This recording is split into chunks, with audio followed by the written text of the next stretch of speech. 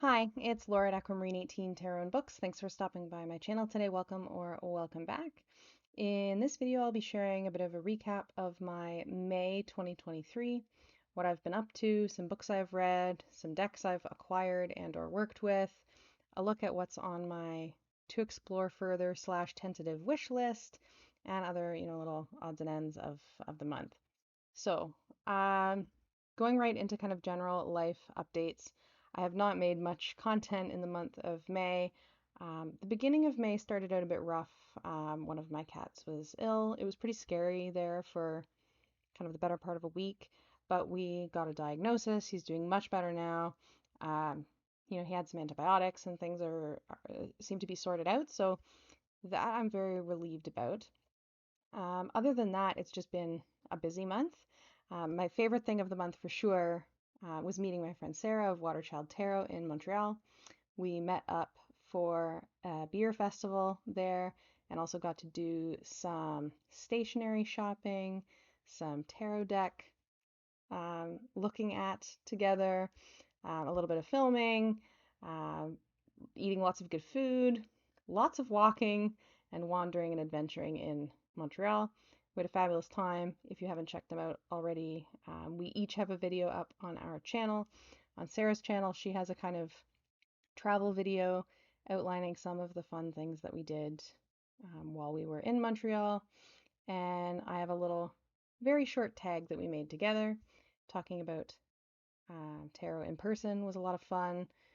Being able to look at our decks together was a lot of fun, and I'm really happy, and I hope that we get to get together again, sometime in the future. I had an absolute blast. Montreal is a really fun city, and the beer fest was great. Uh, the food was great. I feel like I mention the food a lot anytime I'm traveling anywhere because it's a highlight. Had some really good vegan baked goods on one of the days. That was really good. We went to the Montreal Botanical Gardens.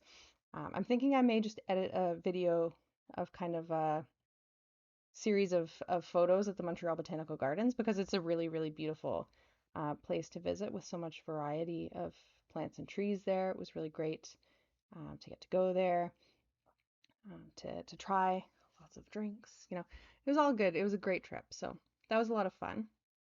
My other favorite thing this month, for sure, has to be that I've started a Tales class with Kelly Fitzgerald of The Truth in Story.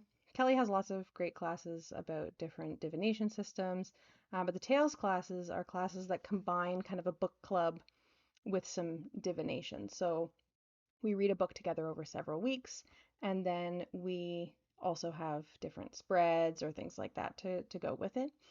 And this particular Tales class is very special because it is focused on Nellie's deck, which is a deck created by Kelly. It's on pre-order right now. Um, that combines a number of different systems. So what Kelly has done is create this deck that incorporates aspects of playing card divination, and that's really the core of it, as well as aspects of Lenormand and tarot, all into one deck. And I pre-ordered it within a couple of hours of it coming out. I'm very excited. I've been waiting for it. Um, it's not here yet. It won't be while the class is running, but the class is a really fun chance to talk about the system and get to know it before the deck arrives. We've also read the book The Lighthouse Keeper's Daughter by Hazel Gaynor, which I'll mention more in the book section of this video, but which I enjoyed, and I'm enjoying talking about historical lighthouse keepers with the other folks in this class. It's been really fun. And yeah, that's been the month. I've been spending as much time outside as I can. It's really warm here right now. If in this video I'm periodically like I don't have air conditioning in my house. Um, and it's hot here. So I've been spending a lot of time outside. I went swimming. I don't know that I've ever been swimming as early in the year as I did this year in my neighbor's pool. I've been gardening, planted the vegetable garden very recently, and enjoying the sun and enjoying the time outside now that it's not too cold for me, but with the kind of complicated feelings around climate anxiety and grief and stress and rage, related to changing temperatures amidst that. So it's always a complicated time. A little druid heart is processing lots of things, but I am really enjoying being able to be outside as much as I am right now and be in front of the camera less as a result. So one of the things that has not gotten done this month of May is my monthly tree video inspired by the Tree Lore Oracle by Dana O'Driscoll. And so I am officially releasing myself from the monthly commitment of that. I very much still intend to continue making those tree videos. I have 12 trees picked out, one per month, but there's more than that in the deck. There's a few more than that in the deck that live in my region even. And so I'm going to continue making those videos, but I am letting myself off the hook on a monthly commitment. I never want something like that I'm really enjoying doing and I really like sharing with everybody, to feel like work, or to feel like an obligation or to feel like a pressure that I just have to scramble and get done. So look forward to sporadic tree videos in the future. Now, moving on to decks that I've received this month. Um, I have quite the stack here to show you. I have had quite the influx of decks. And part of the reason for that is that before Sarah and I met up in Montreal, we split on a make playing cards order. It allowed us to save some money, and certainly allowed me to save some money on shipping. So, there's a couple of decks there. And actually, every single thing that I got this month, in terms of decks, were not bought this month. So I received one gifty trade. I'll explain that. A couple of decks that I had purchased previously or pre-ordered previously, and one Kickstarter that I had backed years ago. So the big deck influx is not because I've actually bought a ton of decks in May specifically. I pre-ordered one deck in May, and that is Kelly Fitzgerald's deck, Nellie's deck, very early in the month, and that's been it for purchases of May, and I don't have it yet. I do have some decks to show you though. So, a deck that I did not expect to get, but that I was so kindly gifted by my friend Sarah of Waterchild Tarot, is one that folks will, I think, be familiar with, and that's the Diverse Tarot de Marseille. And this is a deck that I had on my wish list, but I didn't kind of get it on my wish list until after I had done my Make Playing Cards order. So I kind of had in my mind that the next time I did a Make Playing Cards order, this would be in it. And so I had asked Sarah, who I knew had a copy, to bring her copy so I could have a peek in person. And she ended up gifting it to me, and I had ended up gifting her a deck that she had asked if she could see in person from my collection. So we kind of did a trade, but it wasn't really planned as a trade. We just had two gifts that ended up, I guess, functioning like a trade.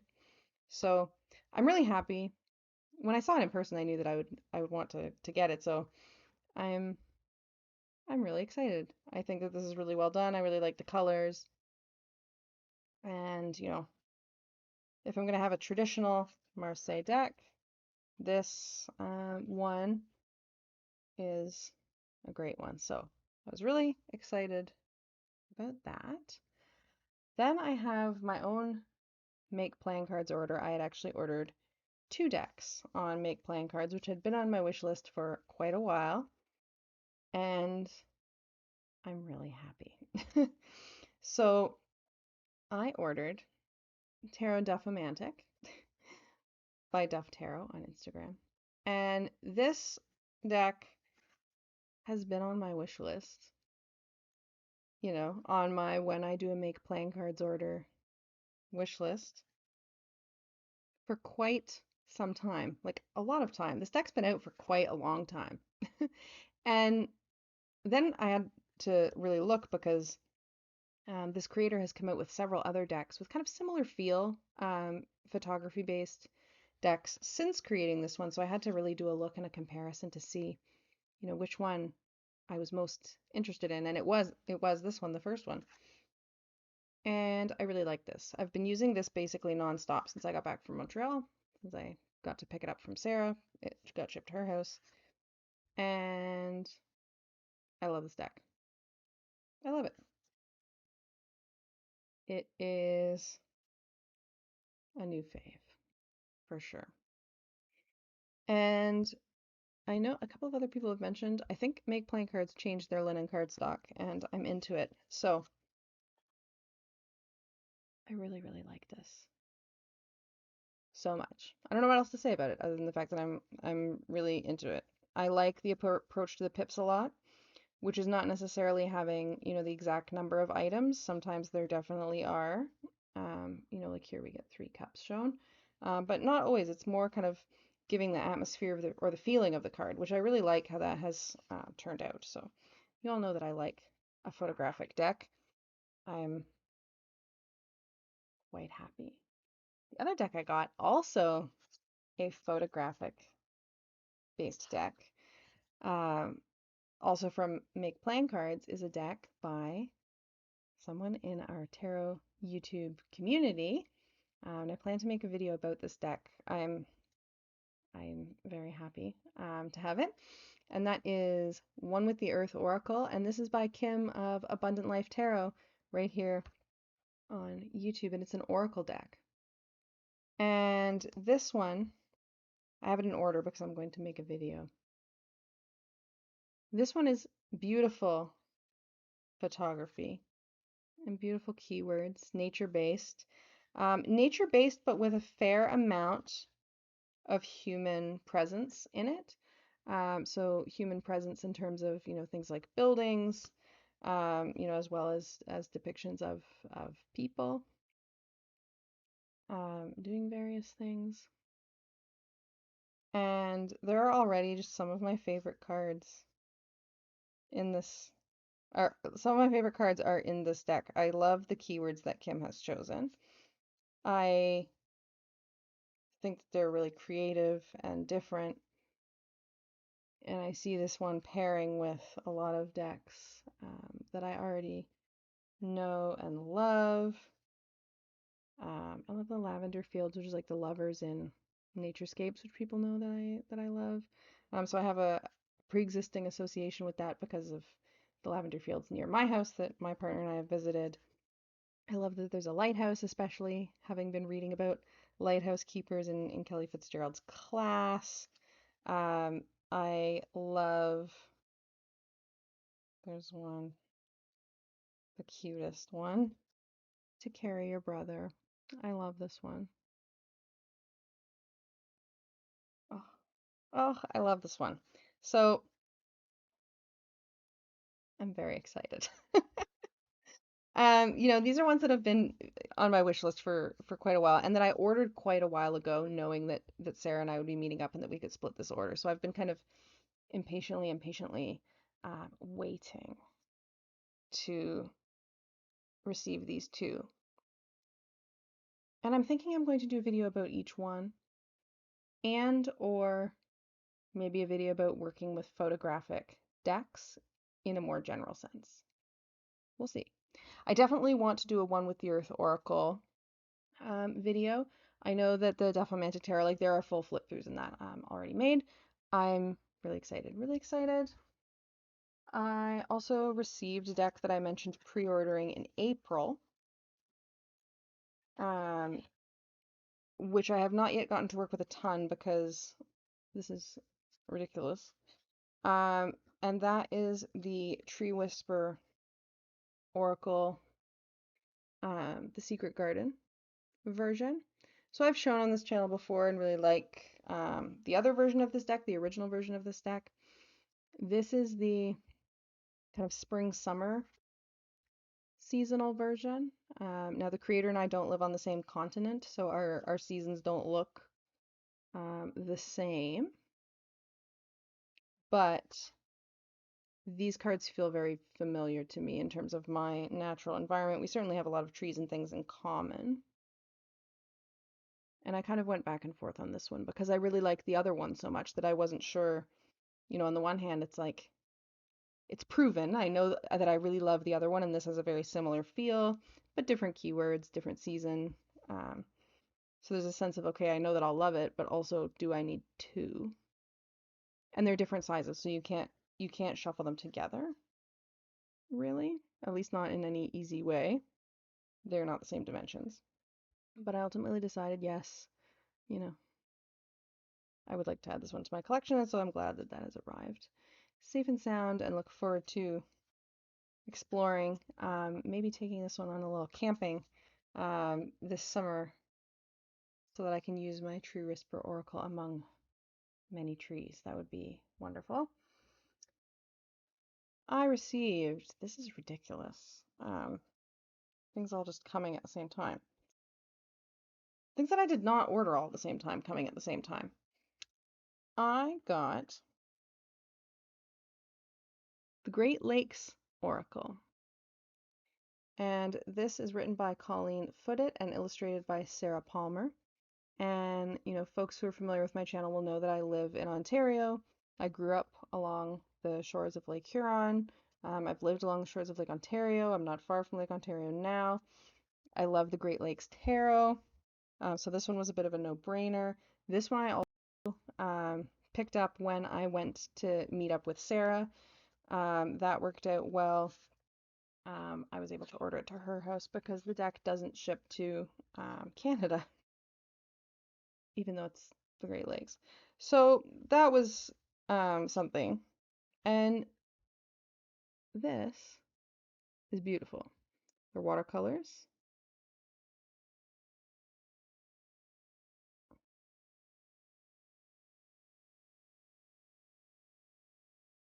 I know what a Fresnel lens is now, thanks to the lighthouse learning that I've been doing. The lighthouse. There's a lot of kind of synchronicities happening with lighthouses in Kelly's class in my life right now. Lighthouse Keeper. And put this in the Great Lakes Tarot together for sure. And something cool about this deck that I will say is that they have a couple of different versions you can order. And as far as I know, the versions, like the cards are the same. The card stock, like nothing is different about the cards themselves. But basically, you have the kind of more eco-friendly option of not getting kind of the box and the packaging and things like that. And so that's what I went with, was a more eco-friendly version of the deck. And so it did not come with a box. It just comes with this little bag. So that is cool. I will do a detailed review of this. I've been meaning to do some more kind of detailed reviews of a couple of decks on my channel, and I have plans for a few. This is definitely going to be one of them. I will say I really like the guidebook. I think that this is definitely a deck that would most appeal to people who live, around the Great Lakes for sure. There are very specific landmarks and things like that that are depicted in this deck, like Sleeping Bear Dunes, for example. Like this is not going to be familiar to somebody who, is not familiar with Lake Michigan. So it feels really like a kind of spirit of place deck for me. Having done all this learning about my landscape in my Druid studies, it feels like a really good fit, into my collection. So I'm really happy with that. And my last one that I received this month, and maybe I'll say more about this in another video because I don't want this video to get too long, is the Literary Tarot. I backed this quite a long time ago. As anybody who backed it knows, I think it had a delivery date in 2021 initially. So this has been a record time for me in terms of waiting for a deck. Livy over at, I think it's a Crescent Dreams Tarot, shared some thoughts about it. I'll just say most of which I echo. The art is beautiful. There's a lot of gilding. The art is beautiful and it's very cohesive, even though they had different artists do the different suits. I think that that's really cool. A lot of the time, collaborative decks don't feel very cohesive to me, but this one definitely does. You can see all the gold in there. Um, but, but, this deck is the clumpiest of the clumpiest. I went through this deck when I got it and separated each card manually because they were so stuck together and I didn't want them to rip. So I separated each one and they seem to have congealed back together again into clumps. So if anybody has pro tips on declumping this deck, I'm all ears. I would love to know. I haven't gone through and really dug into all of these pairings yet.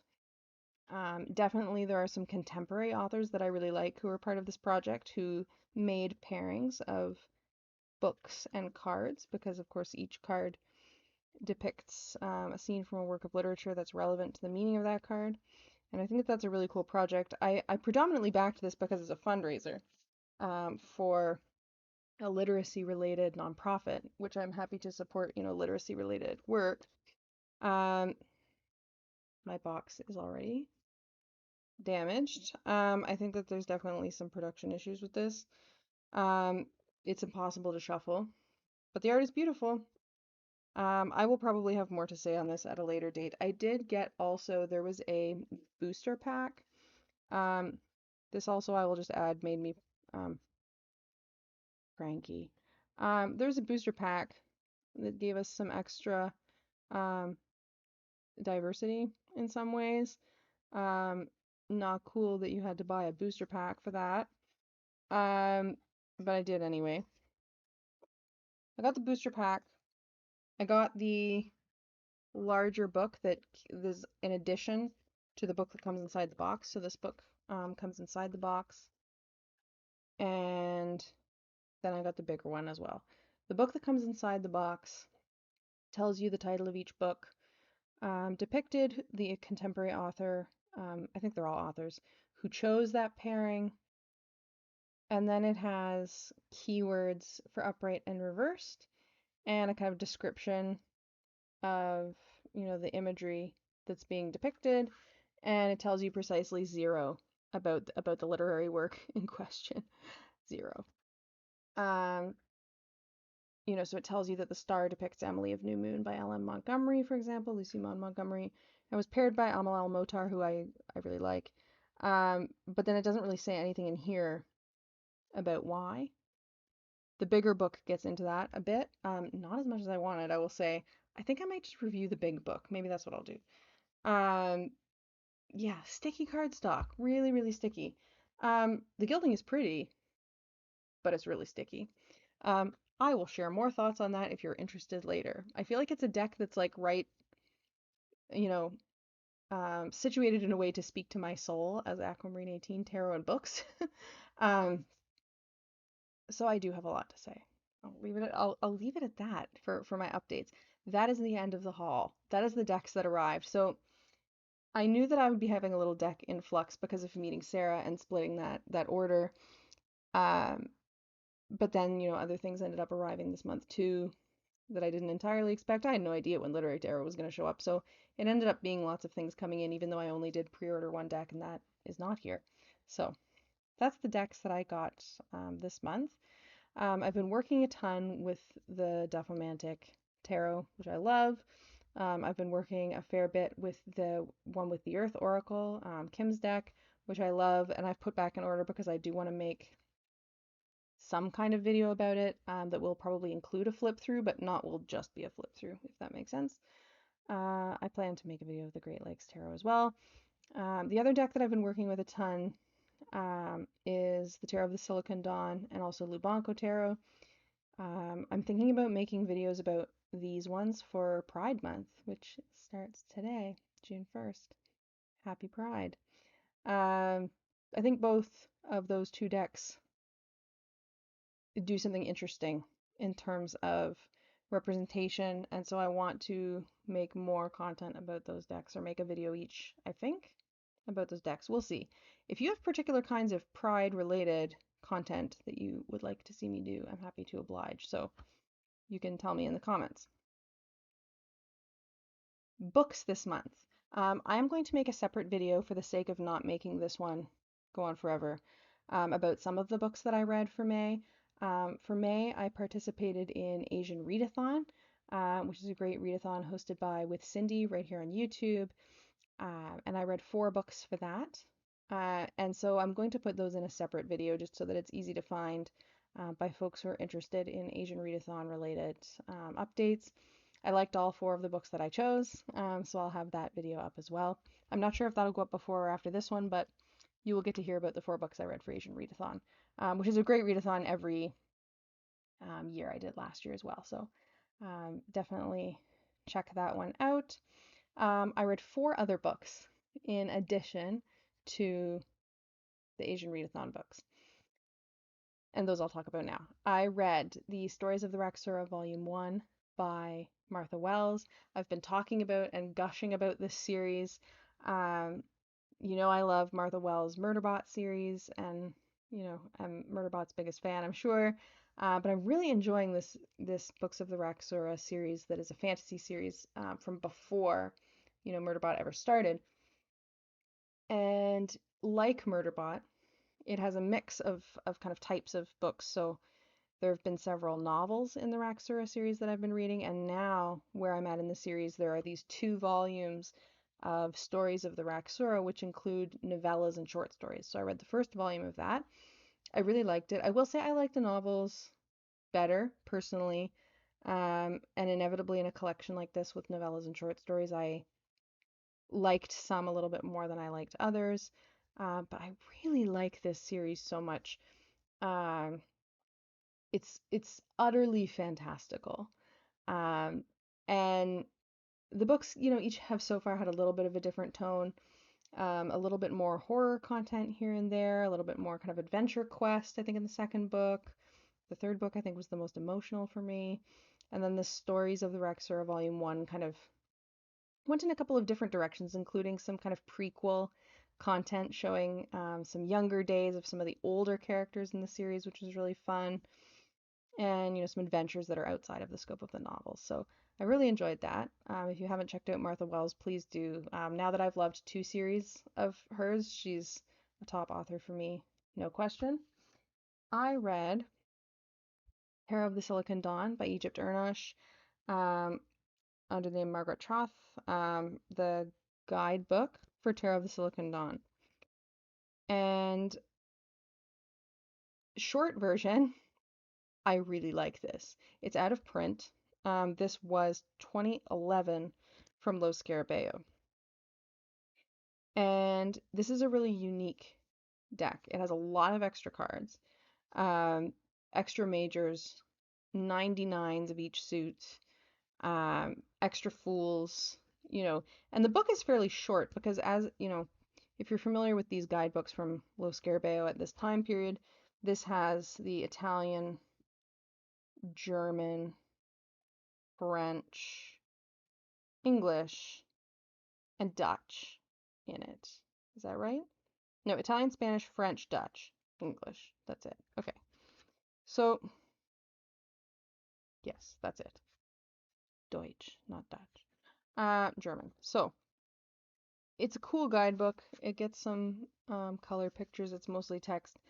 But as a really specifically queer perspective on tarot, I really, really like this. And so this is definitely, I think, going to be a June Pride Month video for me to share this. Um, I know, of course, that it's out of print and it is hard to find. But hopefully, I always think like maybe talking about these awesome out of print to us LGBTQ plus decks um, might contribute in some small way to them coming back. That's always the hope. I think that this guidebook, has a lot of interesting angles on things that I've not seen. Um, it has a particular kind of playful and like really anti-normative perspective that I can really get behind. I really, really like the kind of overall tone of this. So I'm really excited to talk about that and what this means to me as a queer deck specifically. So, a queer deck in a political anti-normative, queer theoretical sense, which, I differentiate from being just 2S LGBTQ plus created, right? Though it is that as well. Love it. I read on ebook, I don't know why I'm looking over here like I have a copy of it because I don't. Um, Hazel Gaynor's The Lighthouse Keeper's Daughter with Kelly Fitzgerald. We're still in the class, so technically I'm ahead. I started out behind, and I was like a quarter of the way in the book behind everybody, or behind where I was like theoretically supposed to be, and now I've finished, so I'm a little bit ahead. Some folks have definitely read this book before, though. This is a totally different book for me than what I normally read. It's a historical fiction set in two time periods in the 1830s and the 1930s. And it has a basis in history, but also a lot of creative license and creative interpretation around that history. So, in the kind of time period of the 1830s, it focuses on a family who keeps a lighthouse, and in particular, the lighthouse keeper's daughter, who, with her father, rescues shipwreck survivors and becomes famous for doing this. And this is based on a woman who really existed and really did rescue shipwreck survivors and really did become very famous in her lifetime for doing so in a way that made her, I think, very uncomfortable. Um, and people were coming to gawk at her and and things like this in really not great ways. And then the 1930s timeline in the book also looks at a lighthouse keeper who's a woman who's based on another historical figure very loosely with a different name, and these kind of connections, through genealogy and history of these women. And I really, really enjoyed this novel. If I had to kind of find a quibble with it, there was a couple of pacing issues. I think sometimes there would be kind of a really big reveal, and then it would just jump to something else in the next chapter, and I'm like, no, go back to this. Like, what? You can't just tell me that and move on. That's a big reveal. Um, I really, really enjoyed it. I really liked the multiple perspective kind of structure in terms of how it was written and the timelines jumping around as they did.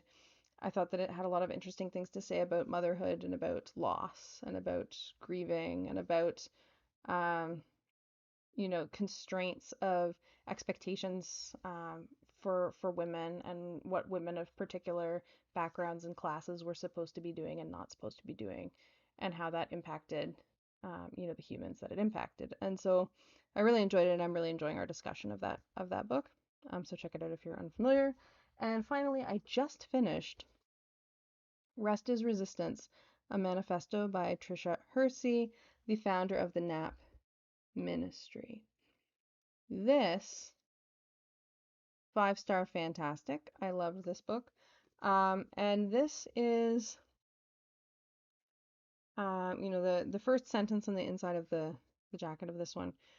Disrupt and push back against capitalism and white supremacy by connecting to the liberating power of rest, daydreaming, and naps as a foundation for healing and justice. Tricia Hersey, the founder and creator of the NAP Ministry, encourages us to elevate rest as a form of resistance and a divine human right. And so this is a really critique of and push against kind of grind culture and the pressure to make everything a side hustle and the pressure to be productive and the pressure to conceive of rest as something that is for making you better able to be productive later. Um, so much um, food for thought for me, very much grounded in um, Black liberation and womanist theology. Um, the author has a theology background, um, very much grounded in kind of historical and ancestral and lived experiential knowledge of the author. Um, you know, getting at the importance of rest and the importance of rest as a space of creating room to imagine different futures and different presents. She defines rest as anything that slows you down enough to allow your body and mind to connect in the deepest way. So a lot of things I think about, we talk a lot about kind of tapping into intuition and listening to um, embodied wisdom and all of these kinds of things. And I think this book gets at all of those things, but it gets at those things in a very particularly, very overtly political way, very overtly anti-oppressive way that I really, really appreciate. I feel like I will probably give this one a reread. Um, I put like stars and asterisks and underlines on all kinds of things in this book. Urgency is a myth that preys upon your fears about the future. Um, she cites um, many, many different authors whose work I have appreciated as well. Um, it's it's really, really brilliant. Really, really brilliant. Um, and I'm going to read it again. Rest is Resistance, a Manifesto. Check it out. I recommend that one very much so. Now, a check-in on my little wish list. My wish list that is not quite a wish list. It's kind of a things I want to check out further. I have to move the pile of stuff. Okay. I've made a bit of a mess here. I I kind of stacked things without putting them back in their boxes to save some time, and I'm regretting it. Okay. Looking at my little list. This is in my wallet in the back of my planner, which I've called my to explore slash wish list. This is for decks and maybe other divinatory tools that I'm interested in looking further into. It's not quite a wish list in the sense, again, that I necessarily plan on buying all of these things, but it is things that I'm interested in looking into, right? And the last time I gave this check-in at the end of my last month's recap, I explained I'd been using this 100. There's this kind of 100 checklist at the back of these planners. And I, at the time last month, had 20 lines filled in with the name of a deck on it. I'd had 9 checked off as decks that I had purchased or pre-ordered at that time. And then some of them I had crossed off as kind of things that had been on the list that I had then taken off because I had decided that after exploring or looking into them further that they weren't for me for whatever reason, right? So now I have 24 lines filled out. So I've added 4 things to this list. And I have 11 things checked off. The 2 new check marks since last time are Nellie's deck, which I mentioned that I pre-ordered this month, and then also the Diverse Marseille I had on the list, but then I was lucky enough to receive that one as a gift from Sarah, so that one is checked off as well since I received it. So I've added some new things to my list and I've made some changes. I have had the Flow Tarot on this list twice, and I have now crossed it off twice again um, as not a deck that I think I'm going to buy. So I crossed it off for a second time, and I partly credit slash blame Lisa Papez for this because if you haven't seen it already, Lisa Papez made a video talking about mass market or comparatively much less expensive alternatives to indie decks with similar feel. And she featured a deck called the Sea Soul Journeys Oracle, which is a mass market oracle deck, as an alternative to the Flow Tarot on the basis that both have artwork that is photography of oceans and water, as a kind of aesthetic and a theme, right? The decks do not feel the same to me. The Sea Soul Journeys Oracle has messages written on it in a more prominent way than the Flow Tarot does, and obviously it's not a tarot, so they do feel different. But I think I like the Sea Soul Journey Oracle better. So I added that to my list, and I crossed the Flow Tarot off. Um, so now I'm looking at the Sea Soul Journeys Oracle deck. I'm quite interested. Maybe it's because I'm a Pisces, I don't know. And like I spend a lot of time um, this time of year, especially around the water. So Sea Soul Journeys Oracle is definitely calling to me. I've added that to the list. I've added a very unexpected one to the to explore list, and I don't know that this is ever going to join my collection, but I added it to the list to look into further. And that's the Lonely Woods, Into the Lonely Woods Oracle. This is one that I never really looked too much at, other than to see that it looked kind of like Where the Wild Things Are, which I do like a lot. Mass market Oracle deck. Um, but the reason Into the Lonely Woods is now on this list for me is because I purchased a reading, and the reading that I received, which was a recorded video reading, was really nourishing and supportive and helpful, and what I needed, in that moment. And at the end of that reading, they drew a card from the Into the Lonely Woods Oracle, and it felt impactful. And so on that basis, I put it on the list as something that I would like to look into further.